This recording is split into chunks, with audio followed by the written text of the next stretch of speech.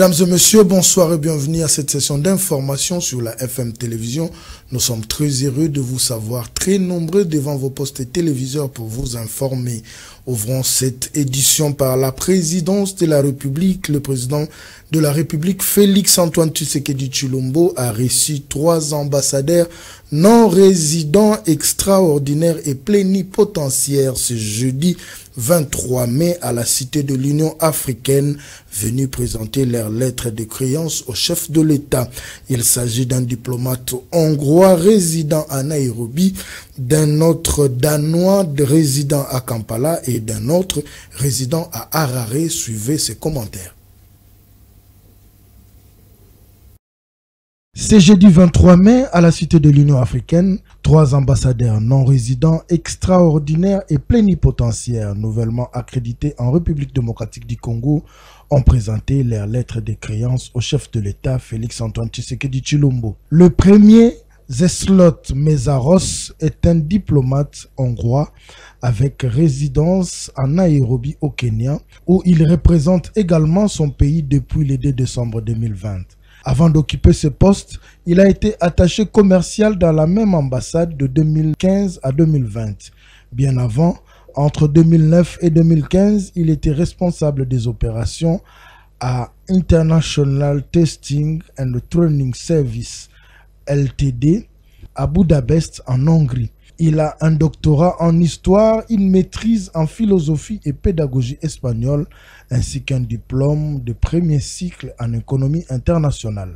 De son côté, Madame Sin Wedding vient du Danemark. Elle est résidente à Kampala en Ouganda. Depuis août 2021, elle occupe le poste de directeur pour l'Afrique, la politique et le développement au sein du ministère danois des Affaires étrangères, après avoir été directeur de la diplomatie verte et du climat depuis 2020. Elle est diplomate de carrière et travaille au ministère étranger à Copenhague et à l'étranger depuis plus d'une décennie. À l'étranger, elle a travaillé à l'ambassade du Danemark à Dar es Salaam en Tanzanie et en tant que chargée des affaires à la représentation danoise à Harare au Zimbabwe. Elle est titulaire d'une maîtrise en sciences politiques. Restons toujours à la présidence de la République. Tentative de coup d'État et la situation sécuritaire dans l'Est de la République démocratique du Congo au centre d'un entretien téléphonique entre Félix-Antoine Tshisekedi Tshilombo et Anthony Blinken, secrétaire d'État américain. La situation dans l'Est et les attaques armées ont été condamnées par les États-Unis. Pour la guerre, le secrétaire d'État américain assure le soutien des États-Unis au processus de Nairobi. Images et commentaires. Depuis son bureau à la Cité de l'Union africaine, le président Félix Tshisekedi a eu ce mercredi 22 mai 2024 un entretien téléphonique avec le secrétaire d'État américain Anthony Blinken. Selon la cellule de communication de la présidence, la situation dans l'Est de la République démocratique du Congo, les attaques armées du dimanche dernier et les relations bilatérales étaient au centre de ces discussions. Au nom de son pays, Anthony Blinken a condamné les attaques meurtrières du dimanche de Pentecôte. Les États-Unis d'Amérique ont promis d'apporter leur collaboration aux autorités congolaises au sujet de la participation de présumés citoyens américains, a fait savoir le secrétaire d'État américain dans les propos rapportés par le cabinet du président Félix Tshisekedi. Sur la guerre dans l'Est, poursuit la source citée, le secrétaire d'État américain a assuré le chef de l'État du soutien des États-Unis au processus de Luanda. Il a profité de l'occasion pour réitérer la condamnation des attaques à la bombe perpétrées le 3 mai dernier par le Rwanda et ses supplétifs du M23 dans les camps des réfugiés de Mugunga et de Lushagala à Goma. Les forces de défense et de sécurité, via le porte-parole de FARDC, le général-major Sylvain Ekenge, a annoncé dimanche 19 mai 2024 avoir déjoué un coup d'État à Kinshasa, capitale de la République démocratique du Congo. Selon un reportage du service d'information et de communication des forces armées, l'opération pilotée par Christian Malanga un ancien capitaine de FARDC résidant aux États-Unis à la tête d'une cinquantaine d'individus, a visé la résidence de la première ministre Judith Tuluka Suminwa, Jean-Pierre Bemba Gombo, vice-premier ministre en charge de la défense nationale et ancien combattant, et Vital Kamerhe avant de cibler le Palais de la Nation, bureau officiel du président de la République. À l'issue de ces événements, le gouvernement de la RDC a condamné l'attaque contre le Palais de la Nation et rassuré la population que les mesures ont été prises pour renforcer la sécurité des institutions et des officiels, mais aussi celle de la ville-province de Kinshasa. Quittons la présidence de la République pour l'Assemblée nationale. Vital Kamerhe, officiellement président de l'Assemblée nationale, candidat unique de la majorité présidentielle, il a été élu avec 371 voix, soit la majorité absolue lors des élections du bureau définitif de la Chambre basse du Parlement. À la fin, le président sortant Christophe Mbosso Kodiampwanga a remis au entrant Vital Kamerhe les bâtons de commandement. Plus de détails dans cet élément. Vital Kamerhe est officiellement devenu ce mercredi 22 mai nouveau président de l'Assemblée nationale. Candidat unique de la majorité présidentielle, il a été élu avec 371 voix, soit la majorité absolue lors de l'élection du bureau définitif de la Chambre basse du Parlement. Après le vote, s'ensuit la remise officielle de bâton de commandement de la Chambre basse du Parlement par le président du bureau d'âge, Christophe Mbosso. Je remets au nouveau président la Constitution, la loi fondamentale de notre pays, qui va nous guider dans les travaux de cette Chambre. Et enfin, les règlements intérieurs de l'Assemblée nationale.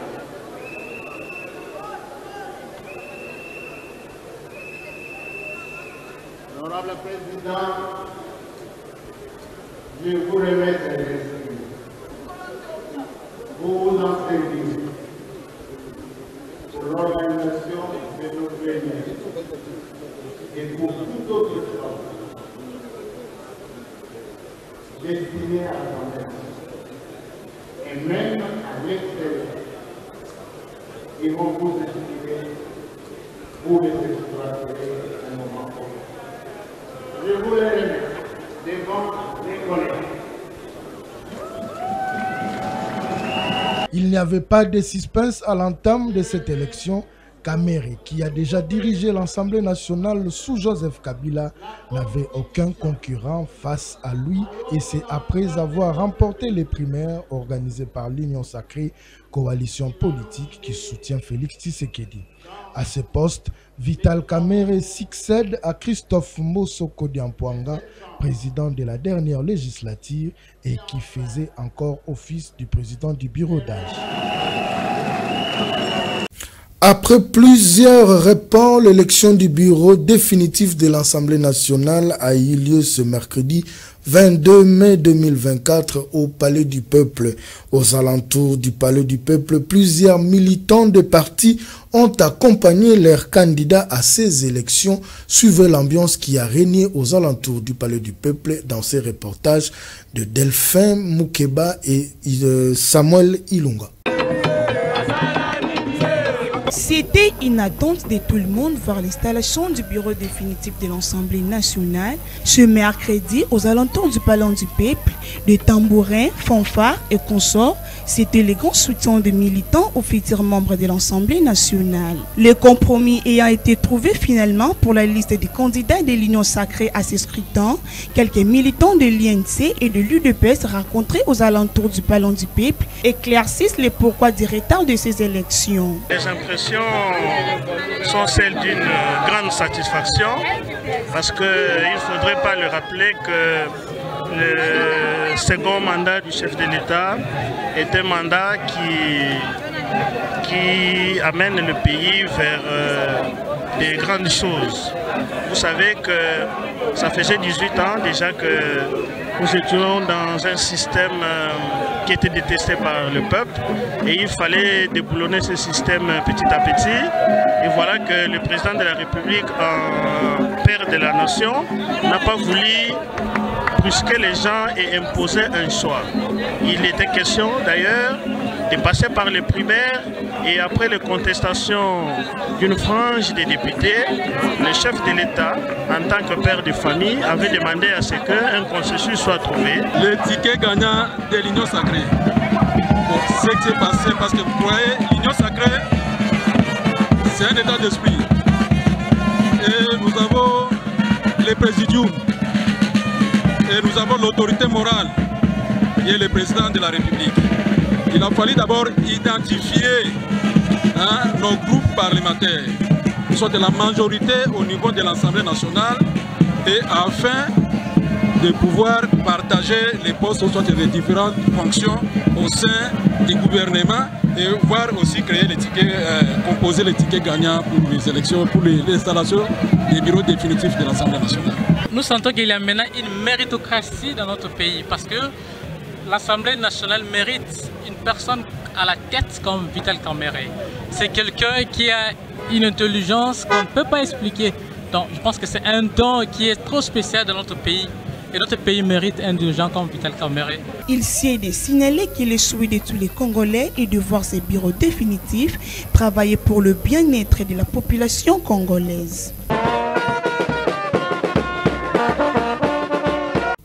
En rapport toujours avec l'élection du bureau définitif de l'Assemblée nationale, nombreux sont ceux qui se demandent si le bureau croisera les attentes de la population. Patrick Mbouyi, cadre de l'UDPS Tshisekedi, pense qu'ils vont assumer leurs responsabilités, bien que reconnaissant que certains membres de l'Union sacrée ne suivent plus la vision du chef de l'État.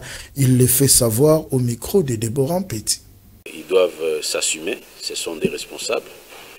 On n'a pas à l'air, comment je peux dire, brandir certaines menaces comme le président l'a fait là. Bon, je ne sais pas si les Congolais, pour qu'ils puissent accomplir son devoir, on doit toujours lui faire des menaces. Mais ce sont des responsables. Si le président l'a fait, c'est parce qu'il est à bout. Mais je suis sûr qu'ils vont être conséquents. C'est-à-dire qu'ils vont désigner des personnes qui méritent d'intégrer les bureaux de l'Assemblée nationale. Jusqu'à là, on n'a pas suivi qu'il y a une tentative de corruption. Donc ça veut dire que les choses vont se passer normalement. De ceux qui pensent qu'aujourd'hui, l'Union sacrée est tellement obèse, excusez-moi les termes, il doit falloir imposer un exercice à l'Union sacrée pour qu'elle ait une certaine forme. Parce que l'obésité, c'est une maladie. S'il y a un concert de nos présidents, c'est de passer au crible l'Union sacrée et d'y sortir des bons éléments, des personnes qui ont les soucis d'aider les pays. On n'a pas besoin de prendre tout le monde. Les Kinois ont réagi face à l'élection du bureau définitif de l'Assemblée nationale qui s'est tenue hier, le 22 mai à Kinshasa. Cette élection vient confirmer Vital Kamerhe à la tête du bureau définitif de la Chambre basse du Parlement. Plus de détails dans cet élément de Jancy Elengue. Après des tractations et des longues discussions, la fumée blanche s'est dégagée à l'Assemblée nationale de la République démocratique du Congo depuis hier. Un peu plus tard dans la soirée, mettant ainsi fin à tous les soupçons politiciens autour de cet organe délibérant. Désormais, c'est Vital Kamerhe Lwakaningini qui tient la commande de la Chambre basse du Parlement. Face à cette nouvelle équipe dirigeante, les Kinois ont réagi. Certains ont même donné la chance au bureau entrant, le temps de les voir à l'œuvre. L'élection est bien, Mouto ya Yewana, Yepe asa Moutou. Asala Yepe. Oyo asalaki pe, asalaki bien. Oyo pe aye, azape Moutou. Asala na ye, tota ndenge esali na ye, soki asali bien, tokobetele maboko. Mais ça sali bien te. So exact. Par rapport à Camer, tu as vu Camer est bien. Casquette n'est pas encore mabeka. Tu checkes dans l'économie awa, et le go malungé ça limité. Quand nenga ewana ressources, tu as vu bien qu'il y a zamut. Et quand dans l'économie kuna makambo etamla ki bien te, totalement en assemblée, à cause ça peut connaître le malunga. D'autres par contre regardent d'un mauvais œil l'arrivée de ces bureaux. On a pas poste nyo so uti kolongo.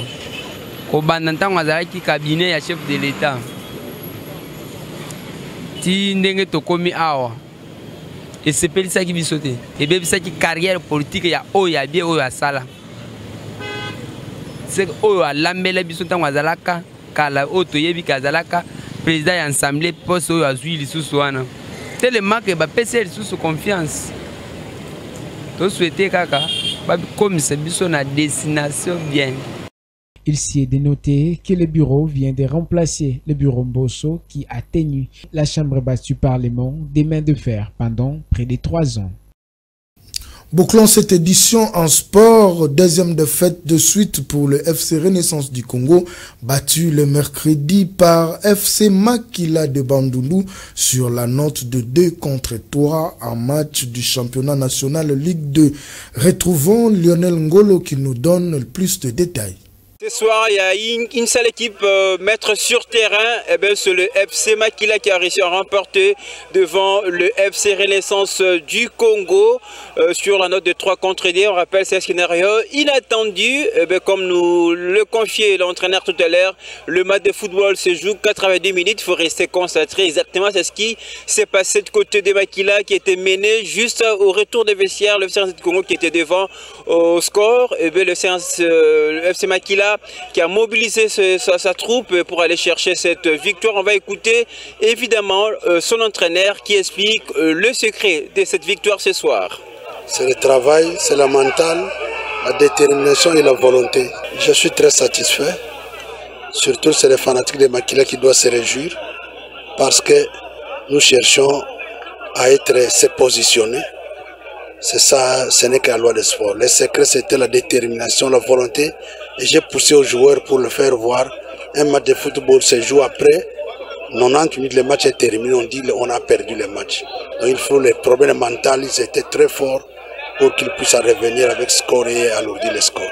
C'est une deuxième défaite consécutive pour le FC Renaissance du Congo qui déjà a perdu sa chance d'aller chercher les titres. Le FC Renaissance du Congo avec ce résultat oublie complètement voilà la place à la Première Ligue pour la saison prochaine. C'est très compliqué. On voit la déception dans le joueur qui n'a pas si géré ses matchs, mais également une énorme déception de supporters et qui ont fait les déplacements, en tout cas pour voir leur équipe jouer.